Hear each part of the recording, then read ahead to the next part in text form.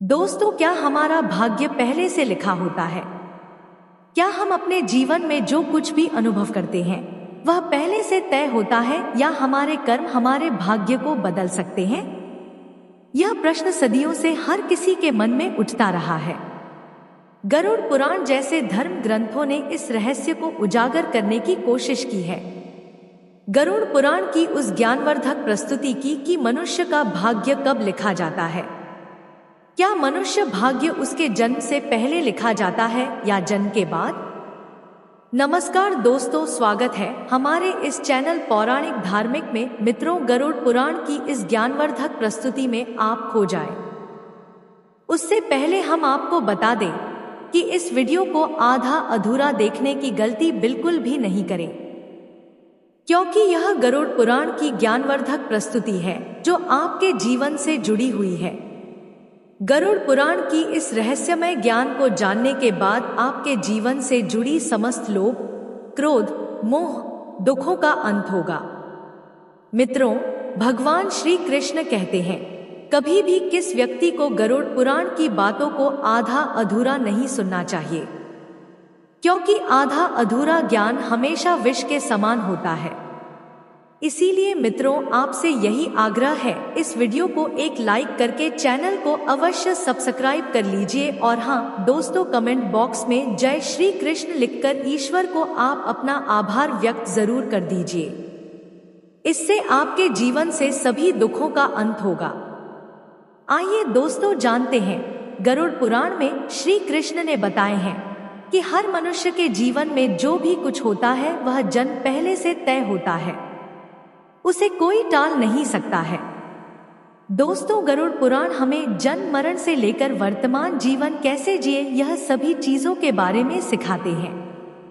आइए दोस्तों, आज हम एक कथा के माध्यम से जानते हैं कि हमारा भाग्य जन्म से पहले लिखा जाता है या जन्म के बाद, जो गरुड़ पुराण के द्वारा बताया गया है, जो श्री कृष्ण ने स्वयं नारद को बतलाया था। आज हम उन्हीं को कथा से जानेंगे। दोस्तों, एक समय की बात है, द्वारका नगरी में एक दिन श्री कृष्ण अपने दिव्य आसन पर बैठे हुए थे। तभी देवर्षि नारद नारायण नारायण का जाप करते हुए उनके पास पहुंचते हैं और उन्होंने प्रणाम करके बोले, हे प्रभु, आप त्रिकालदर्शी हैं। मैंने सुना है कि जो भी जीव तथा मनुष्य जन्म लेता है, क्या उसका भाग्य पहले से लिखा होता है? हे प्रभु, मैं जानना चाहता हूँ कि मनुष्य के साथ जो कुछ भी घटना घटित होती है वह उसके जन्म से पहले तय होता है या वह पिछले जन्म के कर्मों का भोग भोगता है? क्या यह सत्य है?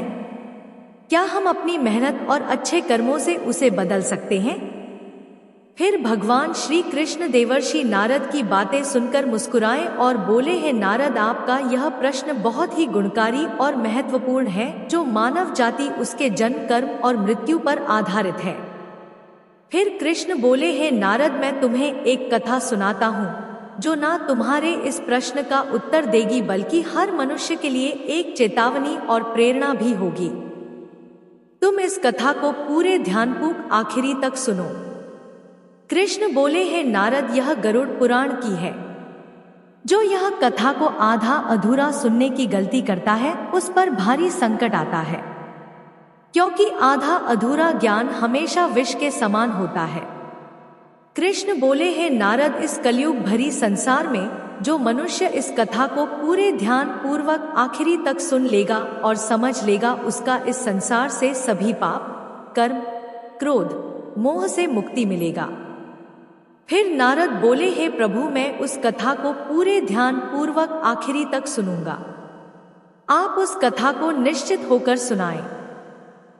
फिर श्री कृष्ण ने नारद को वह कथा सुनाते हैं। श्री कृष्ण बोले, हे नारद, प्राचीन काल में एक विशाल और समृद्ध राज्य था जिसका नाम मगधपुरी था। उस राज्य का शासक राजा वीरधर था। वह सदैव अपने राज्य के प्रजा के कल्याण के लिए काम करता था और धर्म का पालन करता था। उसे भगवान से एक संतान का आशीर्वाद चाहिए था ताकि वह अपने राज्य का कार्यभार किसी योग्य उत्तराधिकारी को सौंप सके। फिर है, देवर्षि नारद के कहे अनुसार राजा वीरधर और उसकी पत्नी दोनों ने कई वर्षों तक तपस्या की। इससे भगवान शिव ने प्रसन्न होकर उसे संतान प्राप्त होने का वरदान दिया। फिर एक दिन भगवान शिव के आशीर्वाद से रानी गर्भवती हुई। राजा और रानी अत्यंत प्रसन्न थे, क्योंकि वे चाहते थे कि उनका पुत्र महान शासक बने और राज्य को सुख समृद्धि की ओर ले जाए। परंतु जब रानी ने पुत्र को जन्म दिया तो वह बच्चा विकलांग और शारीरिक रूप से कमजोर था।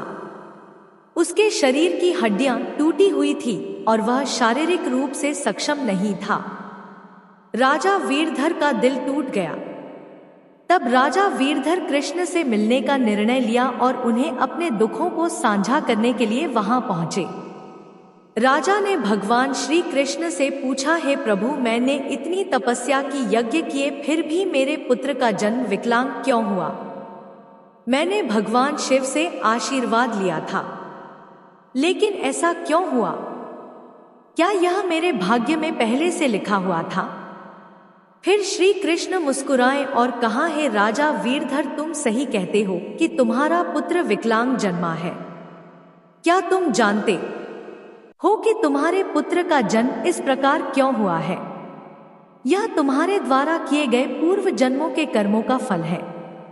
यह तुम्हारे पिछले जन्म के कर्मों का परिणाम है जो तुम्हारे भाग्य में लिखा हुआ था। लेकिन इसका कारण यह नहीं है कि तुम्हारा भाग्य पहले से निर्धारित था। यह घटना तुम्हारे और तुम्हारे पुत्र के कर्मों का फल है जो उसके पिछले जन्मों से जुड़ा हुआ है। राजा वीरधर ने आश्चर्यचकित होते हुए पूछा, हे प्रभु, क्या भाग्य वास्तव में पहले से लिखा होता है? भगवान श्री कृष्ण ने कहा, जन्म, मृत्यु और जीवन के उतार चढ़ाव पहले से निर्धारित होते हैं, लेकिन हम जो कर्म करते हैं वह हमारे भाग्य को बदल सकते हैं। जिस दिन तुम्हारे बेटे का जन्म हुआ उस दिन तुमने एक विशेष संतान का वरदान प्राप्त किया था, लेकिन उस संतान को चुनौतियां मिलना जरूरी था ताकि वह अपने जीवन में धैर्य, साहस और पराक्रम को विकसित कर सके। लेकिन उसका भविष्य केवल उस समय के कर्मों से नहीं होता है, बल्कि यह तुम्हारे पिछले जन्मों के कर्मों का परिणाम है। भगवान श्री कृष्ण ने राजा वीरधर से कहा, है राजन, भाग्य और कर्म में बहुत गहरा संबंध है। हमारे कर्म ही हमारे भाग्य का निर्माण करते हैं। यही कारण है कि हमें जीवन में अपने कर्मों को सदैव धर्म और सत्य के मार्ग पर रखना चाहिए। भगवान श्री कृष्ण ने कहा, है राजन, जो कुछ भी तुम्हारे जीवन में घटित होता है वह तुम्हारे पिछले जन्म के कर्मों का परिणाम है। यदि तुम्हारा पुत्र विकलांग जन्मा है तो यह उसकी आत्मा के पिछले जन्म के कर्मों का फल है। जब तुम एक पुण्य आत्मा के रूप में जन्म लेते हो तो तुम्हारे जीवन में कठिनाइयां और संघर्ष जरूर होंगे, क्योंकि इस दुनिया में हर आत्मा को कुछ ना कुछ कष्ट भोगना पड़ता है ताकि वह अपने पिछले कर्मों को समाप्त कर सके। लेकिन याद रखो, तुम्हारे पुत्र के जीवन में जो कठिनाई है वह उसकी परीक्षा है। यदि वह धैर्य और साहस से इन कठिनाइयों का सामना करता है तो वह अपने भाग्य को बदल सकता है। एक दिन वह वही कार्य करेगा जिसकी कल्पना तुमने अपने जीवन में की थी। फिर राजा वीरधर कृष्ण ने उत्तर दिया, बिल्कुल, तुम दोनों ही अपने भाग्य को बदल सकते हो। तुम्हारे पुत्र के जन्म के समय जो विकलांगता थी वह उसके कर्मों का फल था, लेकिन उसका भविष्य तुम्हारे अच्छे कर्मों पर निर्भर करता है। यदि तुम उसे साहस, धैर्य और आत्मविश्वास से भर दोगे तो वह अपने भाग्य को बदल सकता है। तुम्हारे अच्छे कर्मों के परिणाम स्वरूप वह एक दिन महान बनेगा और राज्य का भार संभालने में सक्षम होगा। फिर भगवान श्री कृष्ण ने आगे कहा, है राजन, भाग्य चक्र के समान है जो कर्मों के आधार पर घूमता रहता है। जब तुम अच्छे कर्म करते हो तो तुम अपने भाग्य को सुखमय बना सकते हो। फिर आगे राजा वीरधर श्री कृष्ण से कहा, क्या भाग्य निश्चित रूप से पिछले कर्मों से जुड़ा होता है? भगवान श्री कृष्ण बोले, हाँ, लेकिन उसे बदलने की शक्ति तुम्हारे हाथों में है। यदि तुम अच्छे कर्म करते हो तो वह तुम्हारे भाग्य को भी सुधार सकते हो। साथ ही भक्ति, साधना और सेवा से भाग्य बदला जा सकता है। भगवान की भक्ति से ईश्वर को प्रसन्न करके हम अपने भाग्य को बदल सकते हैं। अगर तुम अपने पुत्र को साहस और आत्मविश्वास से जीवन के संघर्षों का सामना करने की शिक्षा दोगे तो वह अपने भाग्य को बदल सकता है। राजा वीरधर ने भगवान श्री कृष्ण की बातों को पूरी तरह से आत्मसात किया और अपने पुत्र को शिक्षा देने का संकल्प लिया। उसने अपने पुत्र को कठिनाइयों के बावजूद साहस और विश्वास के साथ जीवन जीने की प्रेरणा दी। समय के साथ उस विकलांग पुत्र ने अपनी आत्मविश्वास और कठिनाई से लड़ते हुए समाज में महत्वपूर्ण स्थान प्राप्त किया। उसकी संघर्षशीलता और साहस ने राज्य में उसका सम्मान बढ़ाया। कृष्ण बोले, हे देवर्षि नारद, तुम यह समझो कि भाग्य एक निरंतर प्रक्रिया है जो कर्मों के आधार पर बदलता रहता है। जो लोग जीवन में अपने कर्मों को सुधारते हैं और भगवान की शरण में जाते हैं, उनका भाग्य भी बदलता है। यह केवल कर्म ही नहीं है, बल्कि यह जीवन के संघर्षों और कर्मों का परिणाम है। मित्रों, फिर श्री कृष्ण ने देवर्षि नारद से कहा, यह कथा हमें यह सिखाती है कि जीवन में जो कुछ भी घटित होता है वह हमारे पिछले कर्मों का फल है। भाग्य और कर्म का कोई निश्चित प्रारूप नहीं है। हमारा कर्म हमारा भाग्य को बदल सकता है। गरुड़ पुराण हमें सिखाते हैं, यदि हम अच्छे कर्म करते हैं और सत्य की राह पर चलते हैं और ईश्वर का ध्यान करते हैं तो हम अपने जीवन की दिशा बदल सकते हैं। फिर श्री कृष्ण ने देवर्षि नारद से कहा, है नारद, यह संसार कर्मों का दर्पण है। जो जैसा कर्म करेगा वह वैसा फल भोगे। मनुष्य को यह ध्यान रखना चाहिए कि माता पिता की सेवा, दूसरे की सहायता और ईश्वर का ध्यान ही सबसे बड़ा धर्म है।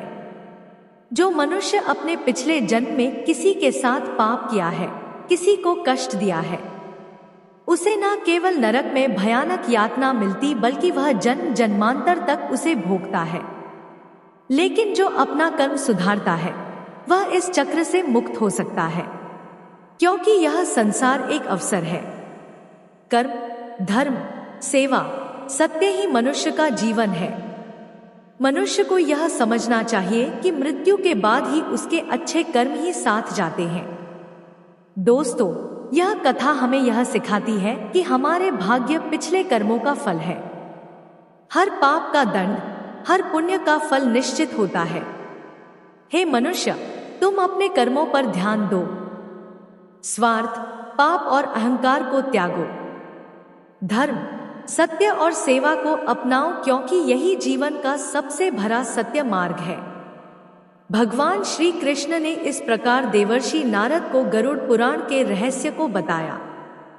दोस्तों, भाग्य निश्चित रूप से जन्म से पहले लिखा जाता है, लेकिन हम अपने जीवन के संघर्ष, सत्य कर्म, धर्म और ईश्वर की भक्ति से हम अपने भाग्य को बदल सकते हैं। गरुड़ पुराण में भाग्य का लेखा जोखा और कर्मों के बारे में उल्लेख मिलता है। पर दोस्तों, मनुष्य अपने कर्मों, संघर्ष और ईश्वर की भक्ति से हम अपने जीवन को बदल सकते हैं। मित्रों, गरुड़ पुराण हमें सिखाते हैं कि जीवन एक बोया हुआ खेत की तरह है। मनुष्य खेत में जो बीज बोते हैं वही फल प्राप्त होता है। उसी प्रकार मनुष्य अपने जीवन में जो कर्म करते हैं उसका अगले जन्म में उसी रूप से फल भोगता है। इसीलिए दोस्तों, गरुड़ पुराण में भगवान श्री कृष्ण कहते हैं कि जब मनुष्य का जन्म होता है तो उसके पिछले कर्मों के आधार पर उसका भाग्य उसके जन्म से पहले लिखा जाता है और उस मनुष्य के साथ वही होता है जो उसके जन्म से पहले उसके भाग्य में लिखा हुआ है, जिसे कोई टाल नहीं सकता है। परंतु सत्य, धर्म और सेवा से ईश्वर को प्रसन्न कर हम अपने भाग्य को बदल सकते हैं। हिंदू धर्म का सबसे बड़ा धर्म ग्रंथ गरुड़ पुराण है, जिसमें मनुष्य के जीवन, मृत्यु और भाग्य कर्मों के बारे में विस्तार रूप से बताया गया है। यह पुराण हिंदू धर्म के 18 महापुराण में से एक है। और इस पुराण में जन्म मरण से पुनर्जन्म, कर्म और आत्मा के मार्ग के बारे में पूरे विस्तार से बताया गया है। दोस्तों, गरुड़ पुराण के अनुसार मनुष्य का भाग्य उसके पिछले जन्म के कर्मों निर्भर करता है।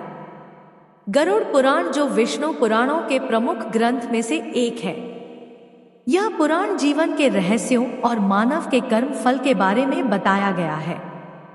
गरुड़ पुराण में श्री कृष्ण को साक्षात भगवान विष्णु के अवतार माने जाते हैं। दोस्तों, गरुड़ पुराण में श्री कृष्ण कहते हैं, मनुष्य अपने जीवन में अच्छे कर्म और सत्य मार्ग पर चलकर ईश्वर को प्रसन्न कर अपने भाग्य में होने वाली घटना से बच सकते हैं और आने वाले भाग्य को हम बदल सकते हैं। मित्र, गरुड़ पुराण में श्री कृष्ण ने मनुष्य को जीवन जीने के लिए 3 मुख्य उपदेश दिए हैं, जिन पर चलकर हम अपने भाग्य के कर्मों को बदल सकते हैं। दोस्तों, आप इस वीडियो को अंत तक जरूर देखिए, क्योंकि यह सारी जानकारी गरुड़ पुराण के द्वारा बताया गया है। इस वीडियो को बीच में छोड़कर जाने की गलती बिल्कुल भी नहीं करें, इसलिए इस ज्ञानवर्धक प्रस्तुति को अंत तक जरूर देखिए।